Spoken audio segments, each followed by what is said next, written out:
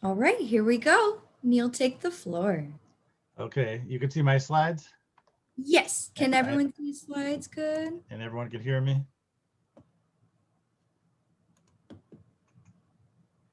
Okay, I think we're good. Oh, yes, we got a reply. okay, then we'll get started. I'll switch back to the heading slide. We're going to talk about how nutrition affects immunity tonight. Thank you for joining us, and thank you, Elizabeth. I'm Neil Edward Levin. I'm a clinical nutritionist for almost 30 years. I'm a education manager for Now Foods and the Now Health Group, and I'm one of the founders of the American Nutrition Association. And I've got a bunch of other titles. I don't want to waste your time with that, but you can see them on the screen that I probably know what I'm talking about. So we know the world is full of immune challenges. When we're looking at, for example, a comparison of cold and flu symptoms, there are distinct symptoms between the two. Colds are over 100 viral strains. Some of them are coronaviruses, by the way. There's only 3 strains of flu virus that have different permutations, but there's over 100 strains for the common cold. And that's why it's so difficult to make vaccines for them. A cold is the upper respiratory tract, and viral infections, the entire respiratory system. Flu is sudden, cold is gradual. Fever is more characteristic of a flu. Headache is more characteristic and severe in a flu. Aches and pains are, again, more indicative of flu. A cough is common in both, but it might be more severe in a flu. Sore throat is common in a cold more than a flu. Runny nose is more common in a cold. The fatigue is more common for flu. Exhaustion, again, more common in flu, especially early. They're both seasonal, and antibiotics will not help them, but they might help with a secondary infection, but they don't treat viruses.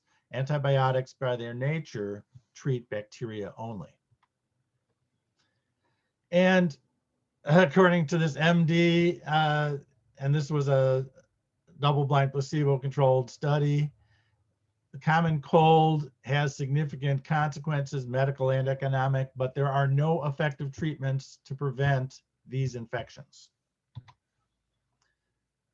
What does have efficacy is symptomatic relief only. Antihistamines, nasal decongestants, analgesics, and they work maybe 15 to 25% reduction in the symptoms at their peak is the best you can expect from any of these cold treatments that are over the counter. So the Centers for Disease Control and Prevention, the CDC, recommends, this is very common and it goes way back, cover your nose and mouth and with a tissue, throw the tissue away, wash your hands, and avoid sick people. Nowadays, we've got the pandemic, so they're also telling us physical or social distancing and wearing masks as additional safeguards, along with vaccinations. But antibiotics don't help. There are 2 flu drugs on the market, but it's questionable whether they really do anything. The Cochrane collaboration, one of the most prestigious analyzing organizations for studies, they do meta-analyses that look at the evidence for a substance and they then publish it. They said Tamiflu does not have good evidence of efficacy. And this is something that public health agencies are stockpiling, especially the US, but it's based on a flawed study, that a company run study that has not been reproduced, and the evidence has been missing for years. And the medical journal Lancet, in fact, has called for Tamiflu to be pulled off the market because there's no independent evidence of efficacy. Yet consumers and governments are spending billions of dollars a year on this drug of questionable efficacy. The other issue is that people get the flu vaccines regularly every year, but repeated flu vaccinations can weaken our immune response to the vaccination.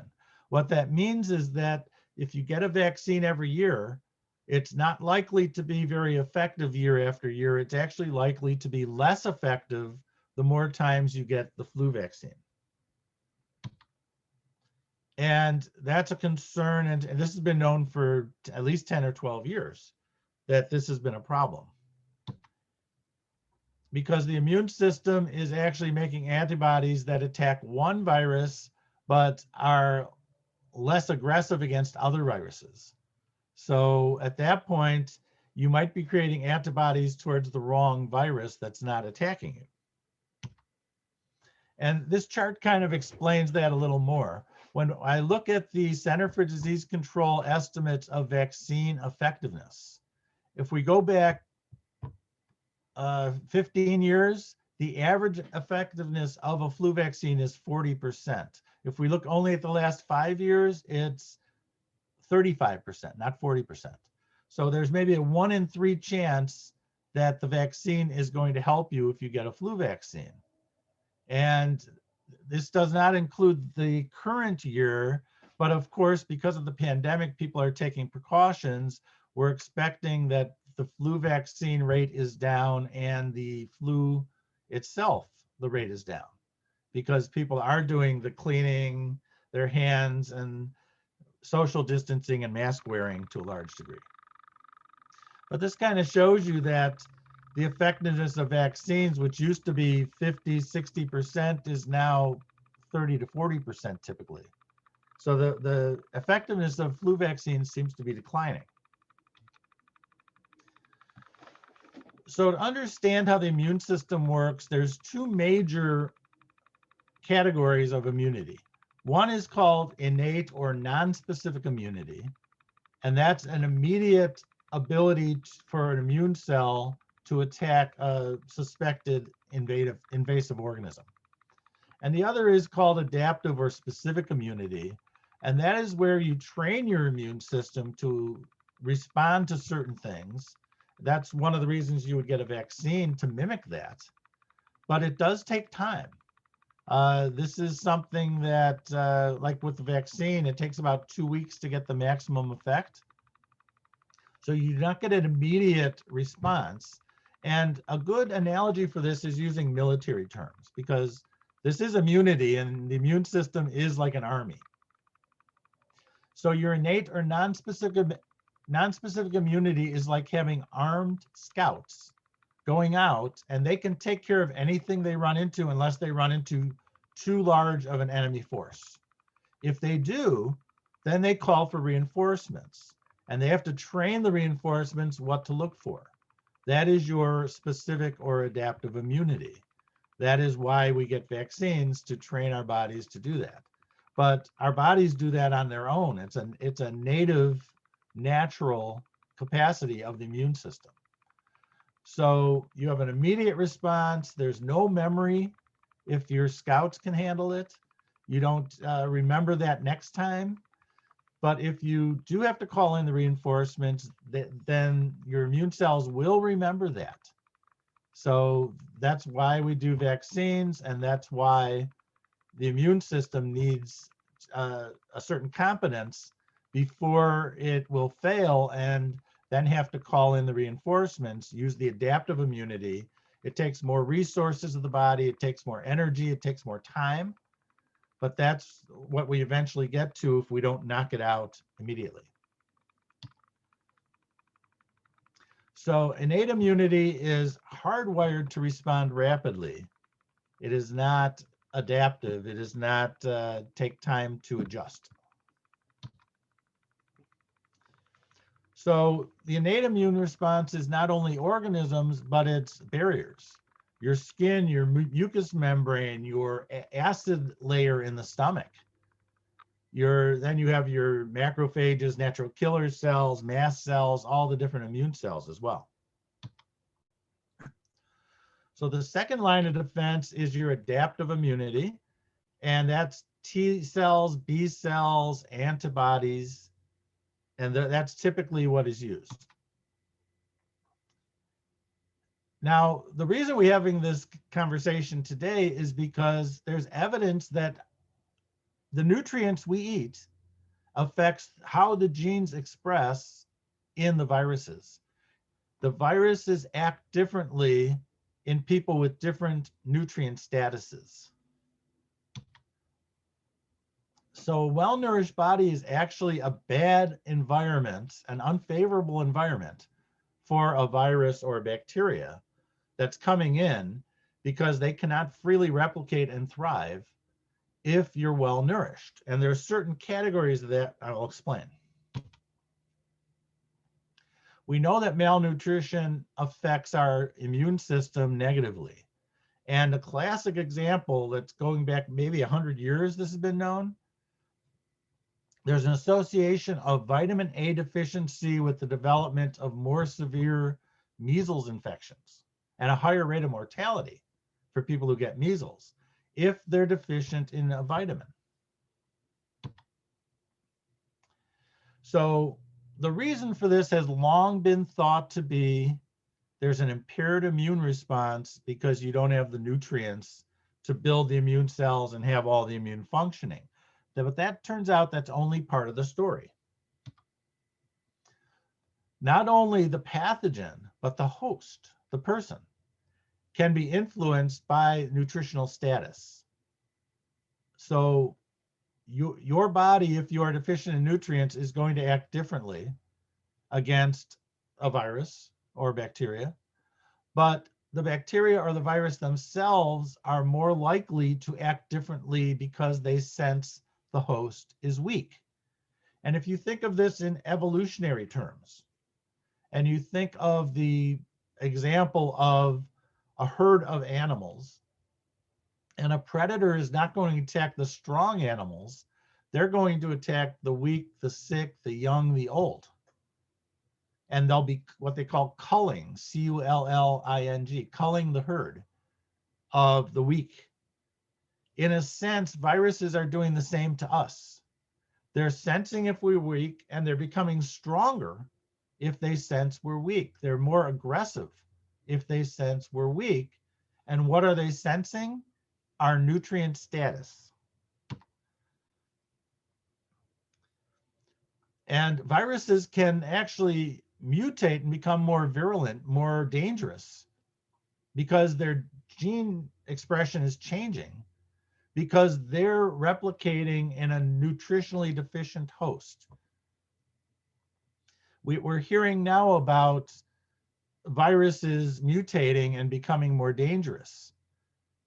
That's happening typically in people who are immune deficient, and they're lacking the right nutrients to be strong in that regard.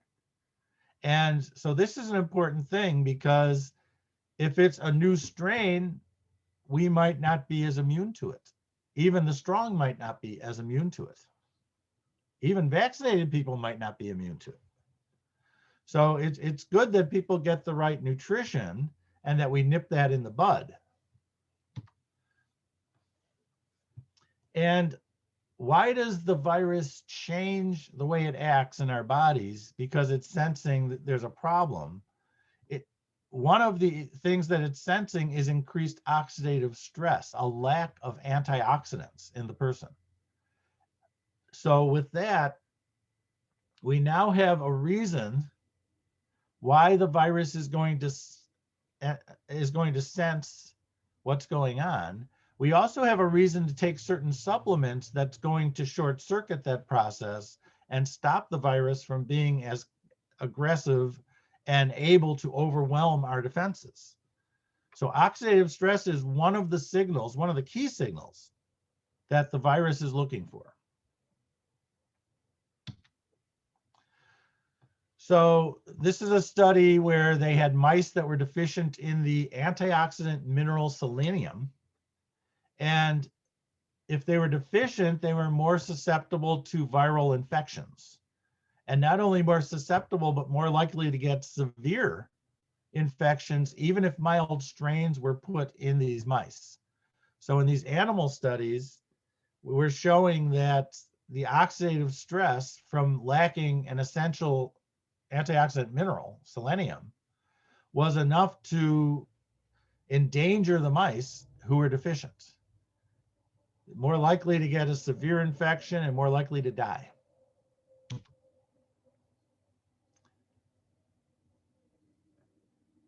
And vitamin E deficient mice had the same issue, another antioxidant vitamin. So oxidative stress seemed to be the common mechanism to encourage the virus to change its genetic expression and become more dangerous in the person. So that's the basic importance of nutrition. It not only optimizes our immune response, but it prevents the virus from genetic changes that could increase the danger from that virus to our bodies. So let's look at some of the specific nutrients and ingredients that support immunity. And this was a review study that came out earlier this year, or last year actually. And there's a wealth of data that shows that vitamins and minerals and omega-3 fatty acids play important roles in supporting the immune system, but inadequate intake and low status of these nutrients is widespread. So this is your vitamins A, B6, B12, C, D, E, folate, and zinc, iron, selenium, magnesium, copper, as well as omega-3 fatty acids. All these things tend to be low in the American diet, within a processed food diet, certainly. And if you're not supplementing, where are you getting them from? Another issue is GI health. Acid, enzymes, probiotics are all part of our immune system as well. There's a continuous barrier, what's called a biofilm or a biological film, like a layer of probiotics that provide a functional physical barrier in our GI tract. The stomach acid is another immune barrier, and digestive tract actually targets undigested proteins. And if the digestion is not enough to digest them, if your digestive enzymes aren't enough, then your immune system is going to start attacking those proteins in the intestine. And that is not a good situation. That way can lead to food sensitivities. It can lead to autoimmune problems. It can lead to immune system targeting proteins, which could affect your diet. It could affect even proteins in your body. So digestion is a key to help prevent some of these problems. And in this representation of the digestive tract, if you can digest your proteins enough, they will pass through the villi, the very thin layer of the intestinal wall, these tight junctions, and will pass through. If you have damage or missing parts of your barrier there, then your proteins and undigested food is going to get into where the immune system targets it, and it will remember these things. It will target them the next time you eat them. So if you want to limit what you eat and say, I can't eat that anymore, then not digesting your food's a good way to do that. But nothing's good about poor digestion and a poor barrier.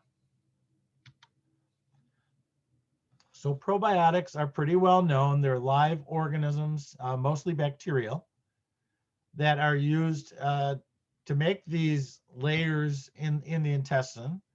They manufacture vitamins. They actually work to help train immune cells. The appendix, by the way, is like a boot camp for immune cells where they're trained by probiotics. That is the function of the appendix. So when you're looking at picking probiotic strains, you have to pick safe strains. How do you know if they're safe and effective? You have to do genetic testing and know which strains you're using. The instrument that's used to do that is called a riboprinter. Now was the first manufacturer in North America to have a riboprinter and be able to actually test the probiotics we're receiving from growers to make sure they're the right strains that we're specifying and no other strains present in there. And then once you know the identity of the strain, your test tube and live studies, and really the most important is human clinical trials, will show you what you are getting and what they're going to do for you, what the strain's benefits would be. So when you're looking at studies, let's say you have a label and it says Bifidobacterium lactis BLO4, Lactobacillus acidophilus LA14. That's the initials you see at the top there. And these are two of the strains that are commonly used in modern probiotics. And you can look them up online and see studies on how they affect immunity, that they actually have an impact on human immunity. They promote the efficacy of vaccines by provoking an enhanced immune response. Probiotics can actually support antibody production. That's a normal function of these probiotics. It's not extraordinary. It's a normal competence of the body to utilize probiotics to do this essential task for us. And if you're taking antibiotics, keep taking your probiotics. Modern probiotics are largely antibiotic resistant to some extent. And in this instance, the study, the baseline, you're taking probiotic or placebo, but if you keep taking the probiotic, you can actually maintain or even expand the amount of probiotics in your gut during the course of antibiotics. So if you stop taking your probiotics while you're taking antibiotics, you're more likely to have problems with digestion and GI function than if you keep taking them and maintain that barrier. There's also healthy probiotics in the mouth, and some of these are in the mouth and the gut, and they're actually one of the first lines of defense. When you put something in your mouth, you have to be able to sterilize it, separate it, keep bad things out of your body, and minimize the challenge to your immune system. So having healthy oral bacteria is your first line of defense. And it can be disrupted by stress, disease, aging, medications, overly sugar diet, and overly processed food diet. There's many things that can affect it. And there are strains of probiotics like the Bliss K12 that is a normal bacterial species that lives in the oral cavity, and it works to protect us. It actually produces substances called salivarians that discourage the growth of undesirable cells, and also competitive exclusion. The more you have a healthy thing growing, the less of an environment you have for the undesirable cells to live. And we do have a question: would we recommend taking the probiotic at a different time from the antibiotic? You would, yes, you would want to separate it during the day as much as possible, but you don't want to wait 10 days or whatever the course of antibiotics is to keep taking your probiotics. Keep taking them every day you're taking the antibiotics, but that's a good question. Try to separate that, at least an hour or two from the antibiotic if possible. And one of the reasons people take these, this would be a lozenge that people would use to get the probiotic in the mouth, is that healthy kids with this bacteria have fewer instances of sore throats and sick days from school and that kind of thing.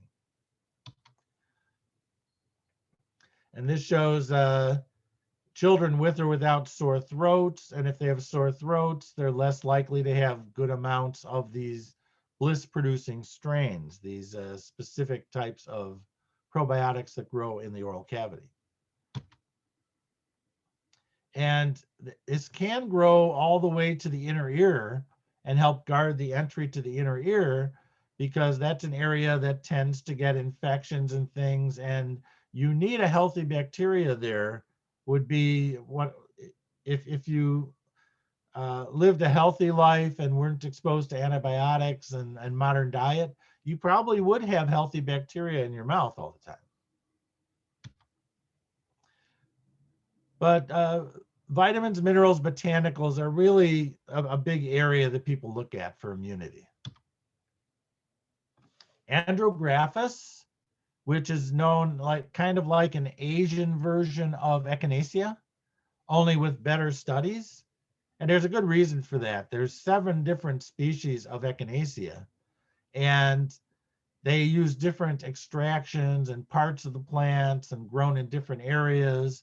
And so there's quite a variety of materials they use that do different things. For Andrographis, it's more standardized.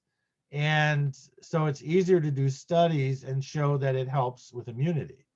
So the evidence for Andrographis is actually better than it is for Echinacea, probably mostly because of there's not different species and parts of the plant they use and that kind of thing. But it does modulate the production of immune cells and cytokines. Cytokines are inflammatory substances used by the immune system.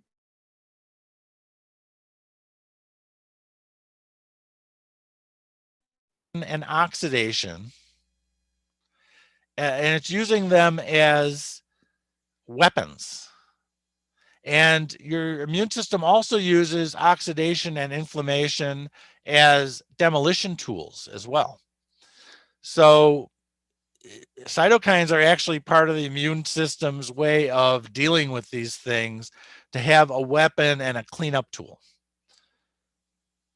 So the interferon and interleukins and T cells are all influenced by taking Andrographis as a supplement. Now, one botanical that's had a lot of favorable information and demand in the last year has been the black elderberry, or Sambucus. And it's a standardized extract. How does it work? It provides protection against oxidative stress. When your cells in your body do not have oxidative stress, it's actually harder for viruses to latch onto them and drill into them. A virus is a packet of genes that's like a parasite. It goes into another cell, takes over the cell, reproduces in the cell, and then releases other viruses in the body to do the same. Now, if there's not oxidative stress, it's more difficult for the virus to latch onto another cell and more difficult for it to get into the other cell. So this oxidative stress that I mentioned earlier in the presentation is an important factor. Vitamins A and C and anthocyanins present in black elderberry are all antioxidant nutrients, free radical scavengers. So they reduce oxidative stress in the body.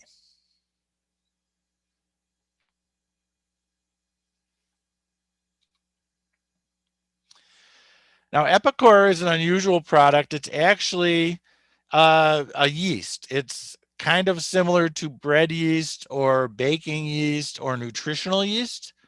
It is not a live yeast. It's not going to grow in your system, but it's a yeast extract that's shown to support and modulate immunity.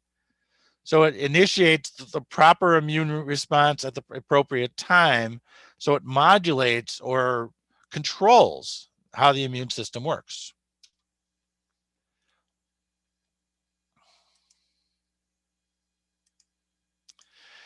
Now, there are at least 7 clinical trials of Epicore showing it works on immunity. It supports immune system markers. It leads to less lost time from illness. And beta glucan is something that you find in grains, mushrooms, yeast, and the cell wall is rich in something called beta glucans. Beta glucans, probably the main way they work are serving as probiotics, as prebiotics. They're feeding probiotics. They're fermentable fiber. So even the cell walls of dead probiotics can serve as a fiber that can be fermented by other bacteria in the large intestine, such as bifidobacteria, to be a fuel. And when we're looking at the mushrooms, there's a number of mushrooms. Here's a few examples of some of the ones. Lion's mane is very popular now. Shiitake, reishi, maitake, cordyceps are well known for helping with immunity.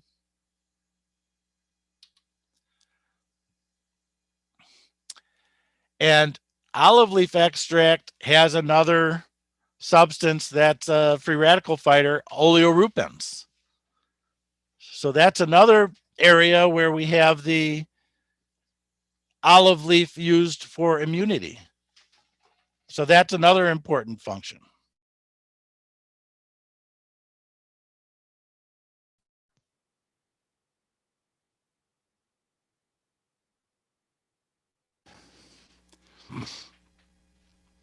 Now we're going to look at vitamins and minerals. And vitamin C, of course, is one of the classic vitamins for immunity. Linus Pauling, of course, wrote a lot about how it might help with the common cold, which, of course, was controversial. But vitamin C helps with the growth and function of immune cells. It helps with antibody production, and it helps prevent oxidative stress that we discussed.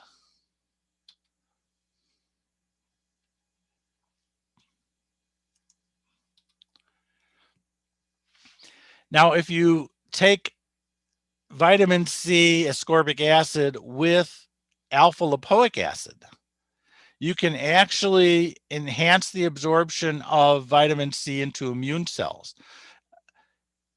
Alpha lipoic acid actually helps with transporting vitamin C into immune cells.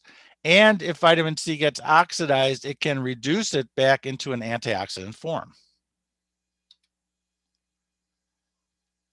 And this has been shown, the first study we actually solicited at the Hospital for Sick Children in Toronto, and it was done at the Department of Pediatrics Laboratory Medicine. That was done something that I was involved in the design of.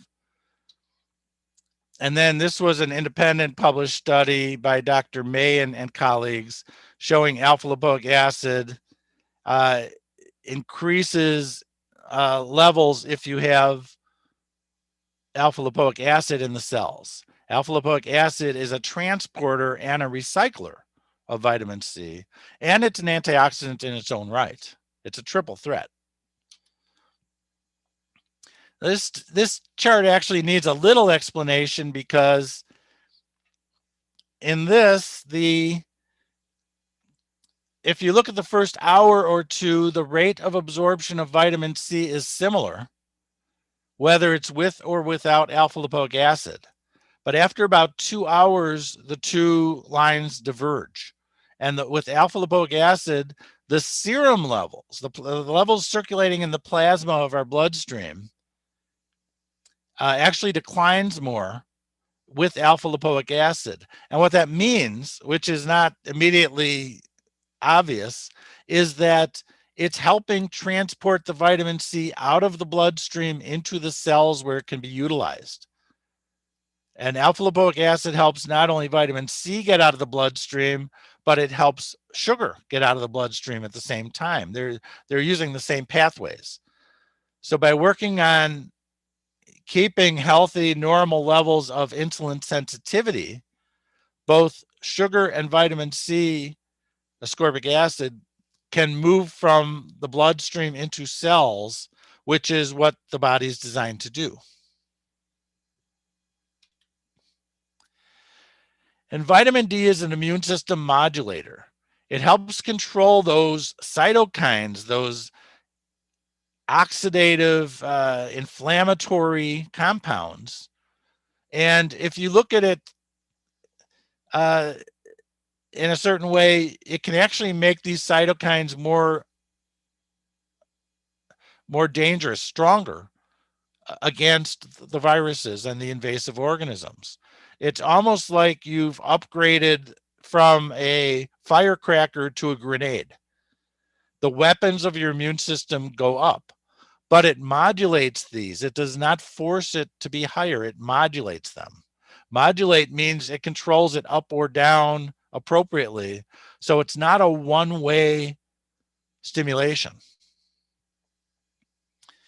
And so the immune cells become more powerful and don't even need as much force to fight an invasive organism if you have adequate vitamin D.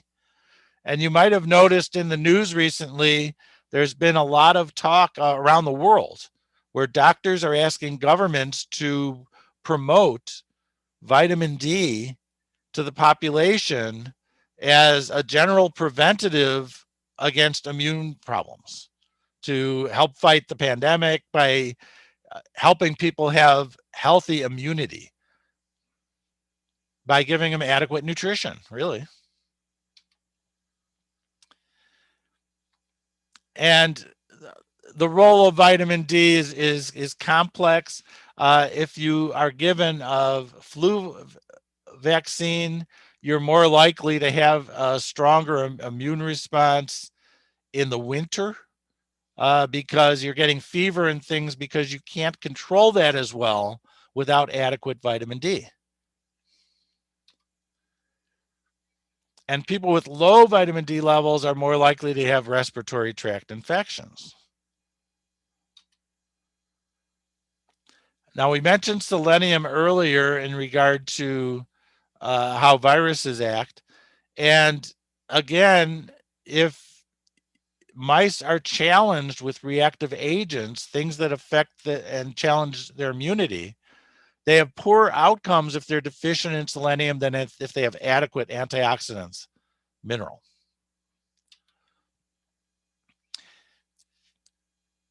So it has an important role in the modulation of the immune response and cytokine production. If you want your immune response and your cytokine production to be well controlled, you need these antioxidant nutrients and you need vitamin D. Zinc, another antioxidant mineral, very well known in terms of its relationship to viruses. And it affects the innate and the adaptive immune system, and it reduces oxidative stress. It does a lot of the things we need it to do. It's an essential trace mineral that plays a role in immune response. And a lot of immune formulas, most of them, if they're not all botanical, are going to give you zinc, as will a common multivitamin, by the way. So when we're looking at now products for immune support, we do use name brand probiotics in our probiotic products.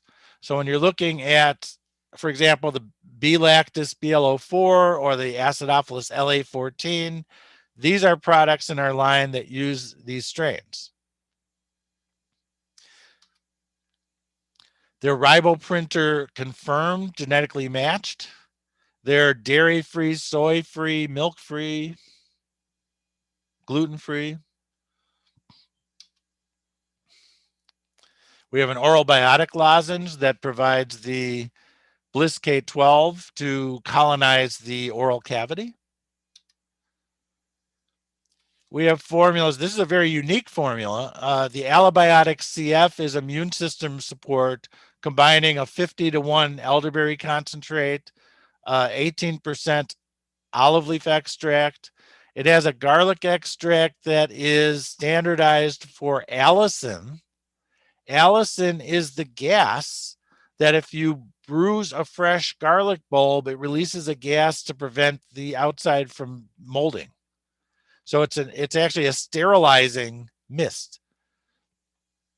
So they've perfected techniques like crushing garlic underwater to capture this gas and dry it and concentrate it and provide the allicin, which provides different benefits than aged garlic. Aged garlic has some wonderful benefits, don't get me wrong, but to be a sterilizing effect on the immune system, it takes the allicin component of fresh garlic only. This has the oil of oregano from Europe. It's got the immune enhancer from larch tree, and it's got rosemary oil, another potent free radical fighter antioxidant type compound. Now, Air Defense is a product that contains a lot of things in there. We promote it for healthy immunity, vitamin A, C, E, magnesium, zinc, selenium. It has the andrographis extract, elderberry, echinacea, olive leaf, astragalus, ginger, lots of things in there. That's actually a product I formulated. And the beta glucans I mentioned as being in the cell walls of grains and mushrooms. And our beta glucans from yeast has actually been used in 5 studies at the University of Louisville. Colostrum is the powder that's extracted from the first 24-hour milking of cows, and they make plenty of this so the baby gets enough, but they take some out and dry it to use for an immune material. It's 25% IgG, which is the adaptive immunity workhorse. That's one of the memory cells for the immune system. And super colostrum combines colostrum with the larch arabinogalactan, the immune enhancer, the olive leaf, astragalus, and eleuthero, which is used to be known as Siberian ginseng. Not being in the ginseng family, the name had to change. Elderberry zinc lozenges with some propolis and slippery elm to soothe the throat. Epicore plus immunity. I mentioned the Epicore as helping with immunity. We've combined it with vitamin C, vitamin D, zinc, and selenium, and olive leaf extract to make a little formula. Immune Renew contains 8 certified organic mushroom mycelium with a standardized astragalus root extract. The mushrooms are organically grown in California, by the way. And this is the blend we use. It's an equal amount, 200 milligrams of the mushroom blend, 200 milligrams of the astragalus root extract. Astragalus root is not normally found in an extract. This is an unusual formula. And multiple vitamins. Don't forget a multiple vitamin as a component of the immune system. If you have a multivitamin, you are more likely to have adequate vitamin A, vitamin D, vitamin C, selenium, zinc, all these things.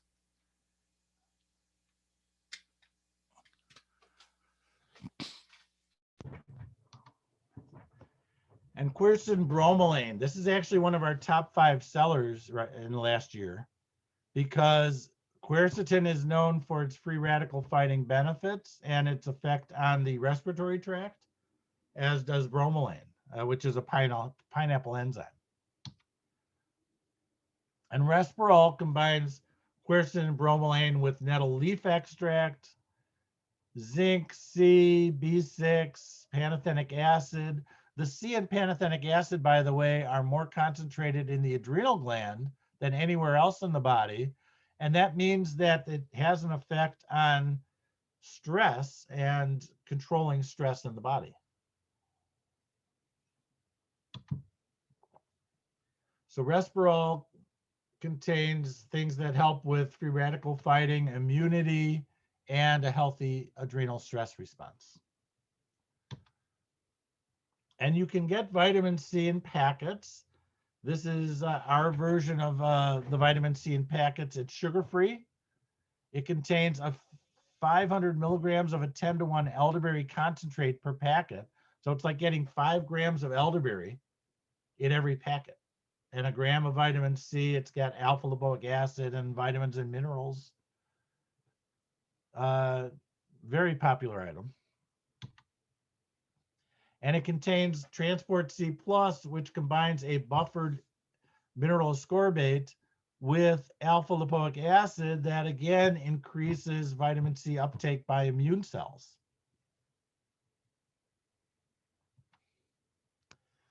Vitamin D, the level of 600 IU daily is considered adequate for bone and dental health. It is not considered adequate for immunity. It is not considered adequate for the other potential benefits of vitamin D.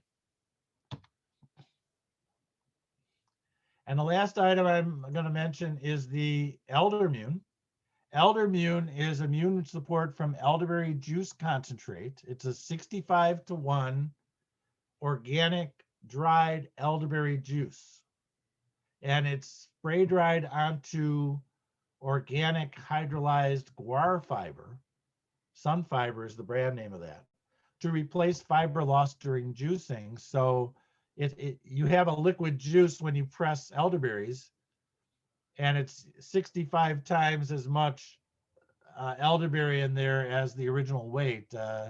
If you had 65 pounds of elderberries, you would end up with 1 pound of elderberry juice, in other words, of this concentrate. It has all the elderberry components in there except the fiber, but then the fiber is added back to make a dry form to put in a capsule. So this is a pretty unique thing. We've added 200 milligrams of vitamin C to it to boost the effectiveness. So you've got all these antioxidant type compounds combined from elderberry and vitamin C as a handy 1-a-day capsule.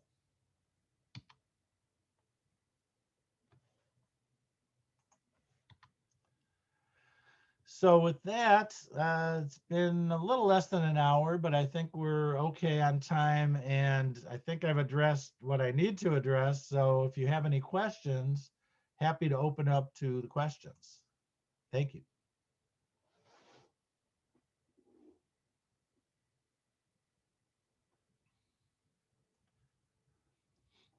You can send messages by chat if you want while we're waiting for the this to open up. Or you can unmute yourself.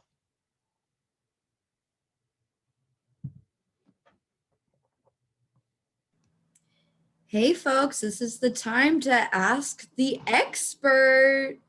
So if you got any questions that has been burning a hole in your brain, this is your chance. And you're welcome to message Neil directly in the chat box.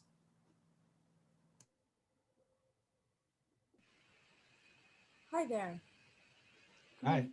My name is Anna Maria, and I was actually looking at, so the vitamins that you're recommending or that you're showing us, is there certain times that we should be taking these? Like, should we do it in the morning, in the afternoon, or in the evening? Well, which vitamins are you asking about specifically? Vitamin C, vitamin D, and the selenium and zinc. They don't matter very much. I mean, a lot of them I get them personally in my multivitamin, and I take that in the morning because some of the B vitamins are more energetic and you feel them more in the morning. You don't necessarily want to be energized before you go to bed at night. But vitamin D is fat soluble. You know, I mean, there's people who take 50,000 once a week. You know, so it's not always the same way, but since it's fat soluble, it's okay to do it that way. For the selenium and zinc, you need a certain amount every day. There's an RDA, and they're water soluble. So you're actually better off taking them at least once a day. What I actually do, like I have a multivitamin with vitamin D. If I want extra vitamin D, I take the multi in the morning with breakfast, and I take the extra vitamin D in the evening with supper. So I split it up because I'm duplicating what's in the multivitamin, and I don't think it's quite as good to double up at the same time as to spread it out more. It's okay to spread it out, to do them at the same time if you need to, but it's actually, I think it's easier. You're not trying to put as much in the body at once. Sometimes sometimes our bodies, if you're getting a strong dose of something, wants to eliminate some of it. So it's not always ideal to take it all at once, but it's better than not taking it all. So if you're doing zinc lozenges, that can be done with or without meals. It's the fat soluble nutrients that really need the meals. Your vitamins A, D, E, fish oil, I mentioned earlier as being something that's used for immunity. Now I'll mention that to absorb fat soluble nutrients, whether it's CoQ10 or vitamin D or vitamin E, vitamin A, it needs about a teaspoon of fat to trigger the absorption process in the gut. So if you just swallow a capsule, there's not a teaspoon of fat in that capsule. And it's not likely you're going to absorb very much of it unless you're taking it with a meal, or by meal, we're talking about fat in this instance. In some instances, like amino acids, we'll say take between meals, and we're saying avoid protein. So meal is kind of a shorthand that's not specific, but there's a certain component in the meal that we either want it to be taken with or to be taken away from in these instances. So fat soluble nutrients need to be taken with fat. It's more important to eat them with fat than what's in the capsule.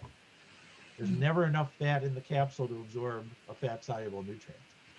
So always take your multivitamin, always take your vitamin D or vitamin E with CoQ10 with fat, even if it's not a meal. Okay. Thank you. Sure.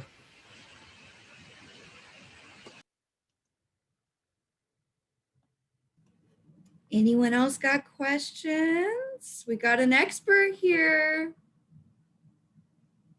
Welcome to type if you're shy, but we sure appreciate everyone tuning in tonight. It is wonderful to have you. Thank you so much, because we wouldn't be able to have these classes without our lovely attendees. So thank you for making it happen.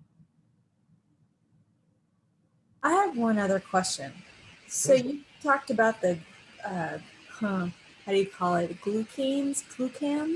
Beta glucans.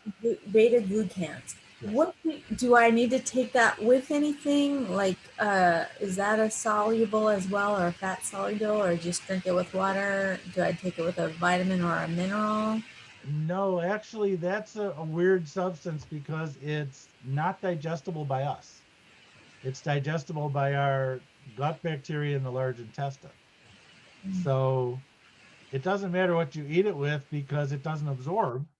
It passes into the large intestine, and then these various bacteria like bifidobacteria latch onto them, ferment them, turn them into a food. So they're not food for us, they're food for our internal bacteria. So they're really considered a prebiotic fiber, a fiber that resists digestion by us, but is digested by our gut bacteria. So you don't actually get calories out of them, even though they contain calories, because the calories are consumed by the gut bacteria and they don't enter our bloodstream. We don't get to utilize them for energy. Very good. Thank you. Yeah, our systems are kind of weird that way, that we encompass these billions or trillions of live organisms as part of our bodies. There's more cells living in our body than the cells of our body, and we need them. It's a symbiotic relationship. But we feed them by giving them fiber that we can't digest. So it's almost like we're giving them a waste product that does bulk us up and give us some, fiber, but it's not actually something we can turn into energy. That is absolutely amazing. Yeah, they can actually ferment and make short chain fatty acids that fuel intestinal cells as well. So that the integrity and the health of our gut depends on these bacteria being able to ferment these things and have enough energy. And one of the byproducts of doing that is making these short chain fatty acids. That's a fuel for gut cells. Gut cells require a lot of energy. Gut cells, lung cells, and the cells in the back of our eyes where the rods and the cones are replace about once a week, all these cells. And it requires a lot of energy. It requires vitamin A and energy and all these other nutrients for this to happen and maintain these tissues. So the barriers in the eyes, the lungs, and the gut depend on having these nutrients available. So would you say that our multivitamins have enough of the nutrients that will supply them so that they have enough energy to do their hocus pocus? There would be enough vitamin A, there would be enough basics. When you're talking about immunity, I take 5,000 extra D every day. Very And good. it's really safe to take 10 to 12,000 units of vitamin D daily. Mhm. Um, and if you're taking 50,000 a week, that's about 7,000 a day. So it's kind of in the same ballpark. But there's no concerns about safety if you're in the range of 10 to 12,000 IU of vitamin D daily, which is about triple the official upper limit, by the way, of 4,000. Mhm. But the upper limit was set with a huge safety margin, Mhm. so that the upper limit is not the safety limit. It's well below the actual safety limit. And vitamin C, I take extra vitamin C. There's a vitamin C in my multi, but I take an extra vitamin C morning and night. I take extra magnesium morning and night. So there's certain things that I double up on or triple up on.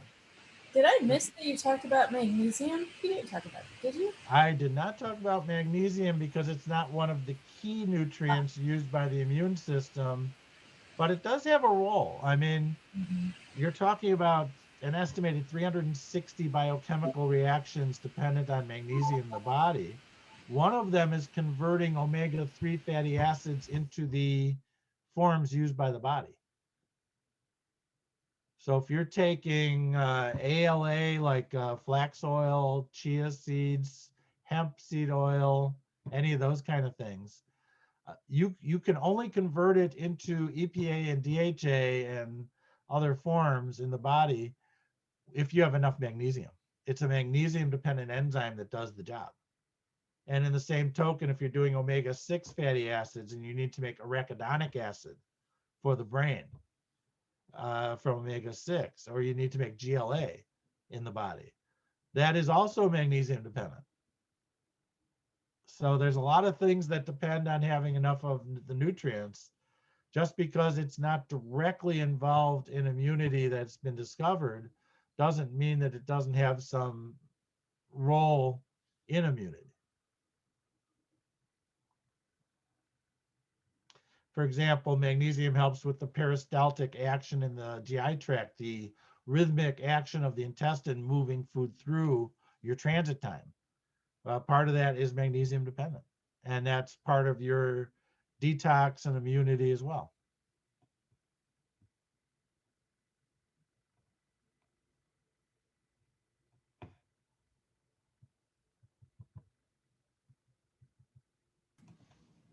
Thank you, Neil. Does You're anyone welcome. else have any more questions while we got the expert on the line?